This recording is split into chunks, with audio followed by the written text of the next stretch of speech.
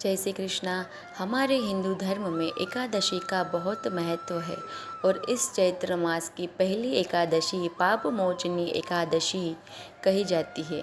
इस एकादशी भगवान विष्णु और माता लक्ष्मी की पूजा आराधना की जाती है।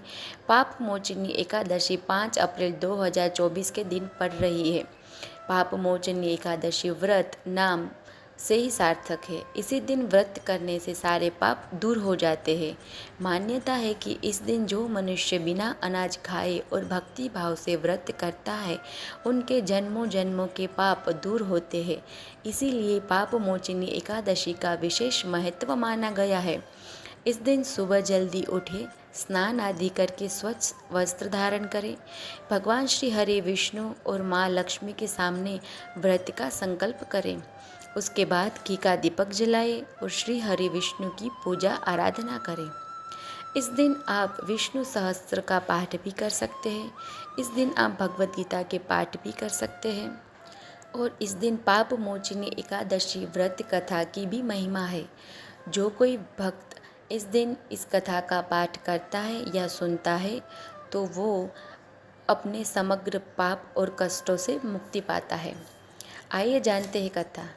प्राचीन समय में चित्ररथ नाम के एक वन था। इसी वन में देवराज इंद्र के साथ साथ अप्सराओं और देवताओं विहार करते थे।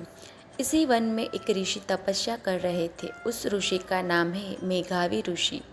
मेघावी ऋषि महादेव के भक्त थे, उनके उपासक थे। एक दिन की बात है, कामदेव ने मेघावी ऋषि का तप भंग करने के लिए उसने मंजुघोष नाम की अप्सरा को वहाँ भेजा। मेघावी ऋषि अप्सरा के नृत्य और हावभाव से मोहित हो गए और मेघावी ऋषि मंजुघोष अप्सरा के साथ समय बिताने लगे।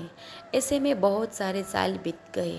फिर एक दिन मंजुघोष ने मेघावी ऋषि से देवलोक जाने की अनुमति मांगी।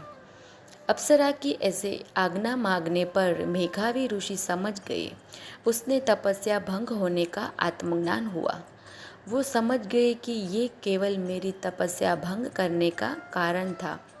ऐसे में वो बहुत क्रोधित हो गए और क्रोधित होकर उसने मंजुघोष को श्राप दे दिया कि जा तू पिशाचनी बनेगी। श्राप सुनते ही मंजुघोष थर-थर काँपने लगी। मेघावी ऋषि के सामने उसने इस श्राप से मुक्ति पाने का उपाय पूछा।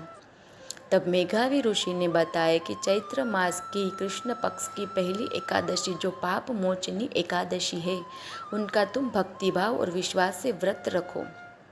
और ऐसे ही मंजुघोष ने पाप मोचनी एकादशी का व्रत करा और एकादशी के व्रत के प्रभाव से पिशाचनी से मुक्त होकर अप्सरा बन के वो देवलोक चली गई।